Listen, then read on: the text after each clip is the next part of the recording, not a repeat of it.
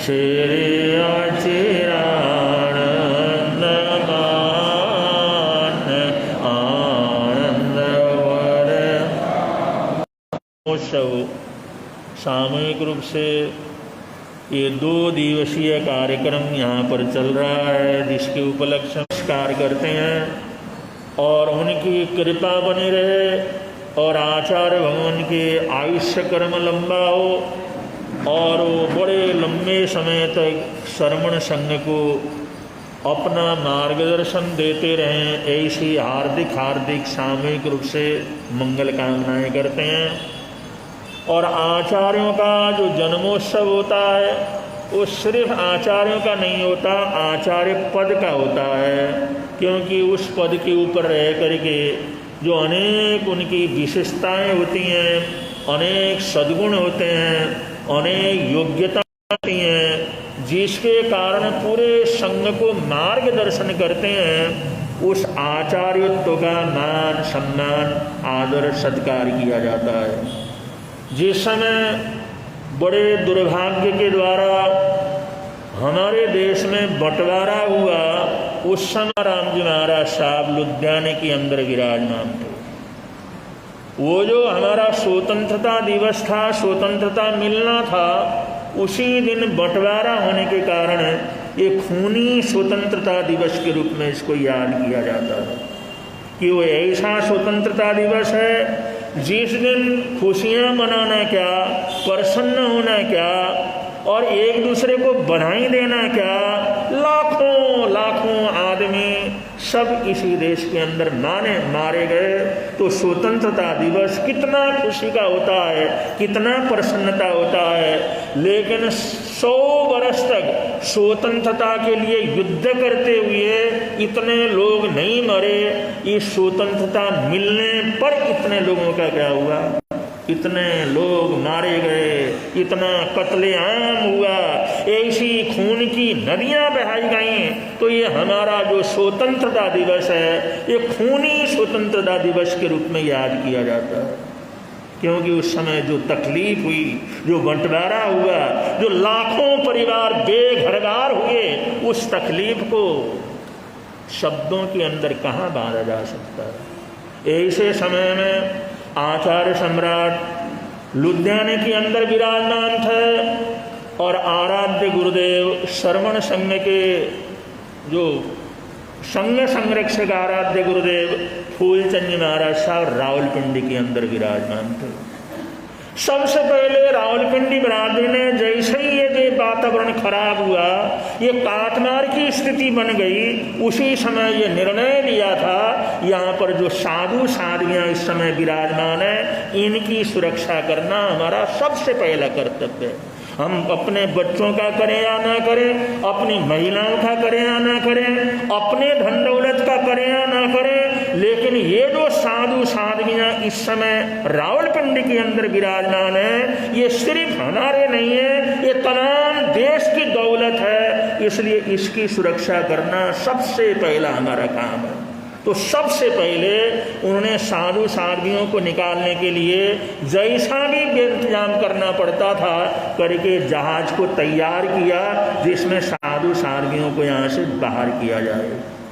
और जितने साधु साध्वियों को विनती की तो ऐसा हालात था, सामने मौत थी, संघ का आग्रह था, सभी तैयार हुए, लेकिन फूलचंद महाराज साहब ने कहा रावलपिंडी के अंदर एक भी बच्चा जब तक यहाँ पर रहेगा, ये फूलचंद यहाँ से निकल करके नहीं जाएगा। ये क्योंकि हमने समाज को अपना जीवन दिया है, समाज के बीच में हम हैं, तो समाज के तुम जो अभी जाने की बात करते हो, एक भी बच्चा भी यहाँ पर रहेगा ना, तब तक मैं यहाँ से निकल करके नहीं जाऊंगा।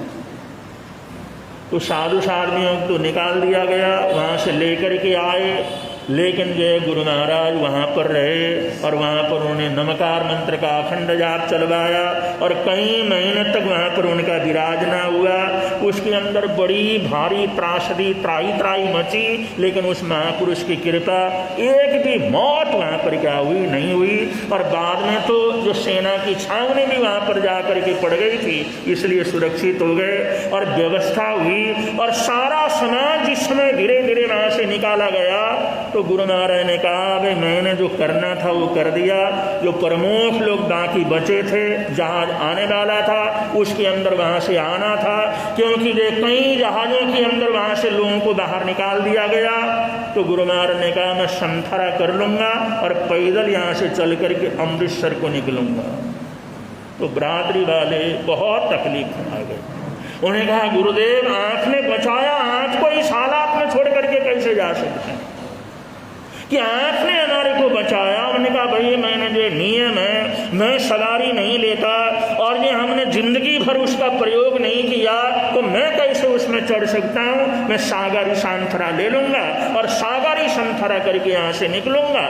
बच गया तो अम्बा ये जो अमृतसर तक पहुँच जाऊंगा, मर गया तो कोई बात नहीं। इसमें तो जीवन के अंदर मरण और जीवन तो होता ही रहेगा।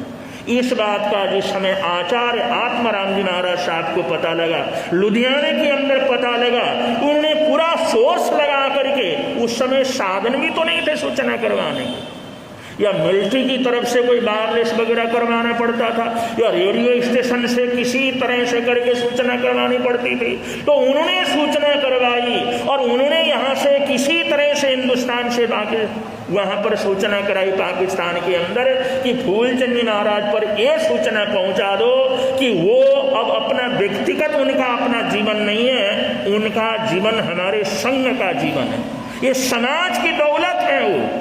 और उन्होंने समाज के लिए इतनी कुर्बानी की है, इतना जो है उन्होंने वहाँ को संरक्षण दिया है और उनको जो है इस तरह से वो अपना जीवन बर्बाद करें ये हम आदेश नहीं देते। मेरी आज्ञा है आप जो भी व्यवस्था है वो जहाज की उसमें बैठ करके हिंदुस्तान के अंदर आओ, ये मेरा आदेश है और इस मेरे आदेश को पालन करना आपका कर्तव्य है।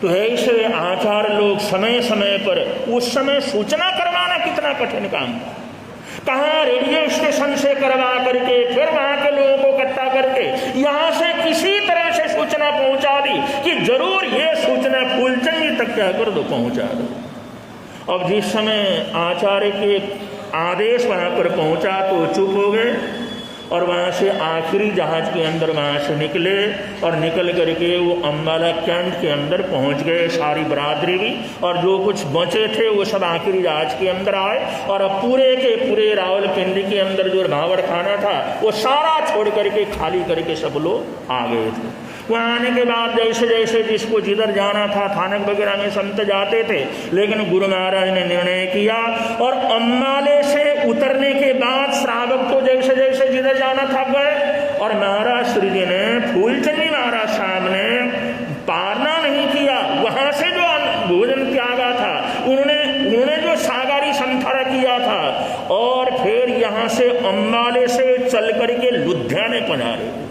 उन्होंने पानी की बूंद नहीं लिया, एक अनाज का दाना नहीं लिया और जिस समय वहां से चल के कहाँ अम्बाला और कहाँ लुधियाना बिना खाए पिए निर्जल तपस्या के साथ वहां से लुधियाना जिस समय पहुंचे, आचार्य आत्माराम जी महाराज सामने उनका स्वागत किया, पूरा बरादरी जो भी वहाँ थे उन्होंने भव्य उनका स्वागत किया और गए पनारे। तो उन्होंने कहा भगवान मैंने जो है वहाँ से जो मैंने लिया था पहले कल परसों जो भी भोजन लिया था वहाँ पर रावलपिंडी में थे तो लिया, उसके बाद कोई अन्न जल वगैरह नहीं लिया है। तो उन्होंने कहा नहीं इनको पारना करा। उन्होंने कहा नहीं पारना नहीं, पहले मेरे को प्रायश्चित दो, ये जो मेरे को दोष लगा है ये मैंने आपके आदेश से भले ही मैंने जहाज में अंदर आया हूं, उसका जो भी प्रायश्चित बनता है प्रायश्चित दो, तभी मैं मुंह के अंदर वो दाना पानी लूंगा।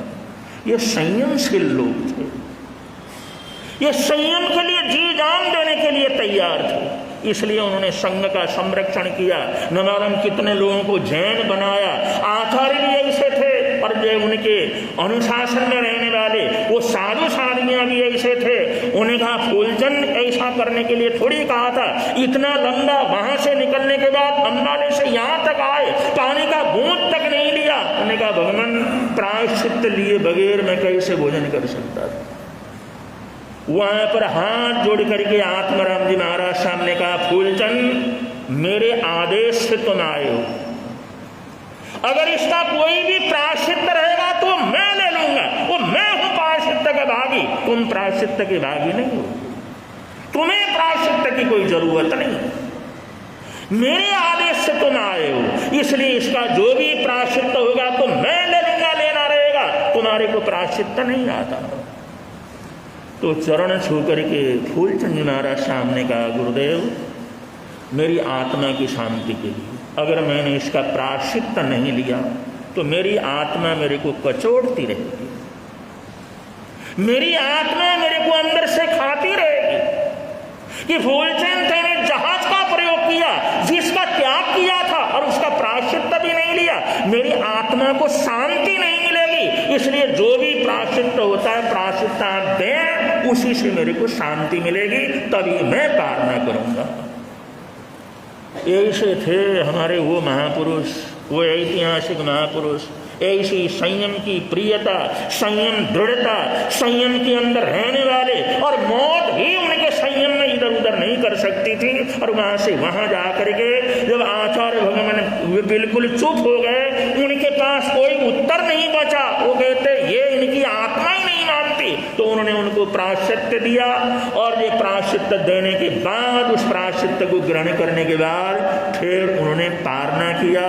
ऐसे थे श्री फूलचंद जी महाराज साहब, और ऐसे थे आचार्य श्री आत्माराम जी महाराज साहब। और 47 से पहले भी बहुत बार ऐसा मिलना जुलना हुआ। एक बार लुधियाने के अंदर बहुत साधु सती इकट्ठे थे, बहुत इकट्ठे थे, क्योंकि आचार्य भगवान में आते, कोई प्रसंग होगा, छोटे बड़े सभी वहाँ पर इकट्ठे थे।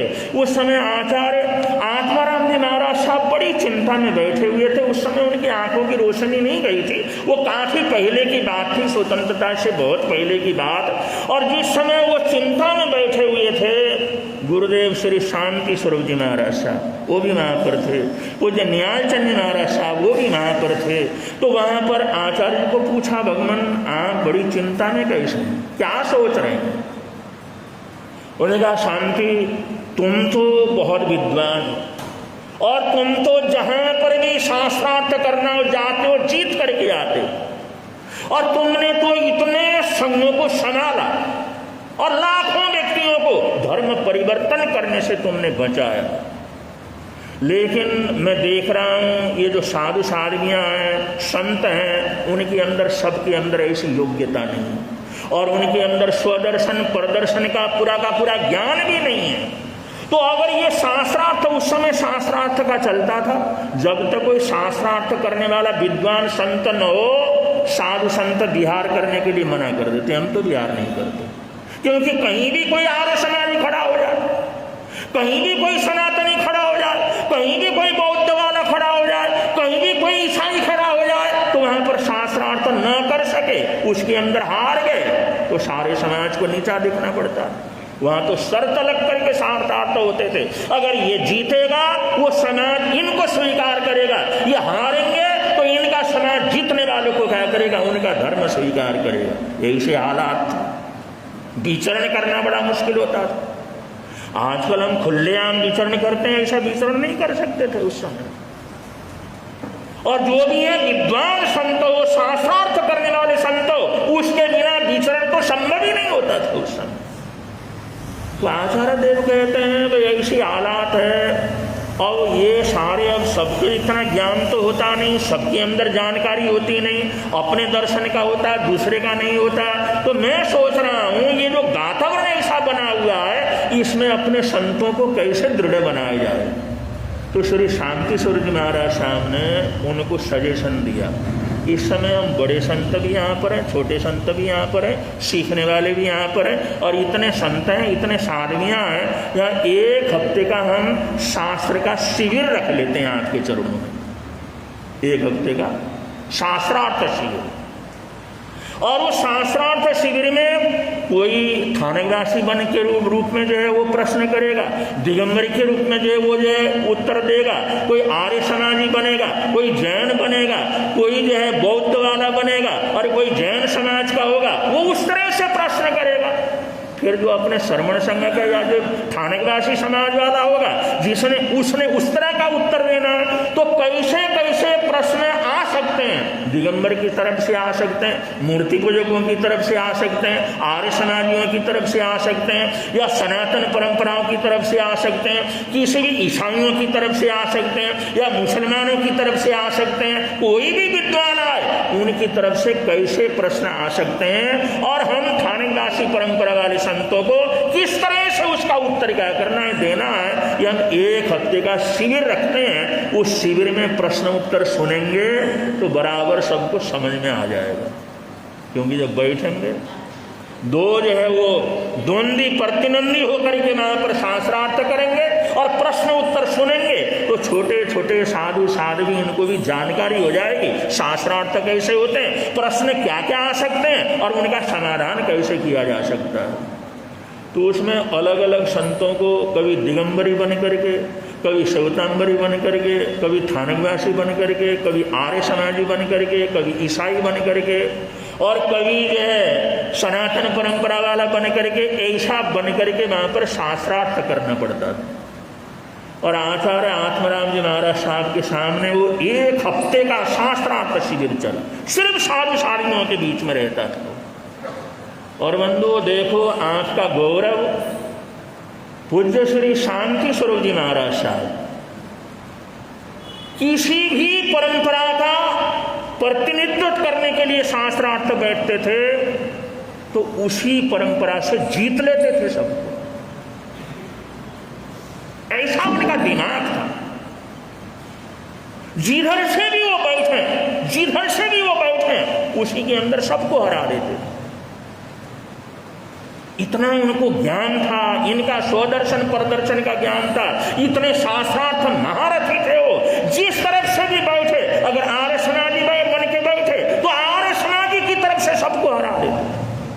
तो आचार्य आत्माराम जी ने महाराज साहब ने कहा, शांति ये तो बड़ा समस्या हो गया, तुम तो जिधर से बैठते हो उधर से सबको हरा देते, इससे तो ये शिविर का उल्टा ही असर पड़ जाएगा। इसलिए तुमने सिर्फ थानकवासी की तरफ से क्या करना है, यहाँ पर जो प्रश्न उत्तर करना है, और संतों को वो दूसरे पक्ष के अंदर बैठाएंगे। तुम तो जहां बैठो वहां से जीत करके उड़ जाते। तो उसके बाद 4 दिन के अंदर वो घटनाएं घटी, और 3 दिन के लिए उन्होंने कहा तुम्हारे को थानकवासी परंपरा के सिवाय किसी भी दूसरी परंपरा का प्रतिनिधित्व करके नहीं बैठाएंगे। यहाँ मतलब जिसने बोलना उसने बोल करके इतना उनको याद था, इतनी जानकारी थी, उसी से अगले सबको हरा देते थे। तो ऐसा विलक्षण व्यक्तित्व था श्री शांति स्वरूप जी महाराज साहब का। और आचार्यों का कर्तव्य कैसा होता है, आचार्य कितना दृढ़ होते हैं, वो संघ की सुरक्षा के लिए क्या क्या करते हैं। तो आचार्य आत्माराम जी महाराज साहब ने इस प्रकार का शिविर रखवाया, और रखवा करके सभी साधु संततियों को उसकी जानकारी दी, प्रशिक्षण दिया, उनको दृढ़ बनाया कि कहीं पर भी इस प्रकार के प्रश्न आए तो तुमने किस तरह से उनका प्रत्युत्तर देना है और किस तरह से अपने धर्म की सुरक्षा करनी है, अपनी परंपरा की सुरक्षा करनी है। इस प्रकार जो आचार्य होते हैं, प्रवर्तक होते हैं, और इनकी इतनी बड़ी जिम्मेदारी होती है। जिस समय प्रवर्तक पद की घोषणा हुई उस समय बरादरी ने कहा भाई आपका महोत्सव करना, महोत्सव की मुझे कुछ ज़रूरत नहीं, मैं तो 3 दिन का यहाँ पर मुनि सम्मेलन रखूँगा। प्रवर्तक श्री जी ने मुनि सम्मेलन यहाँ पर रखा था गुरुदेव ने, और 150-200 सवा 200 साधुयाँ यहाँ पर मुनि सम्मेलन के अंदर यहाँ पर उपस्थित रहे, और 3 दिन तक वो कार्यक्रम चला। तो ये आचार्य होते हैं, प्रवर्तक होते हैं, और ये जो संगणापति होते हैं, या इन पदों के अंदर रहने वाले महापुरुष होते हैं, वो यही देखते हैं जिससे समाज की उन्नति हो, समाज का भला हो, समाज का वैभव बढ़े, समाज की समृद्धि बढ़े, समाज के अंदर कोई कमी है तो वो दूर हो जाए, समाज के अंदर जो करना है तो कर जाने, और समाज के अंदर जो भी कमी बेशी रह जाए वो दूर हो जाए, जिससे हमारे समाज की जाहो जलाली उसका 4 चांद लगे।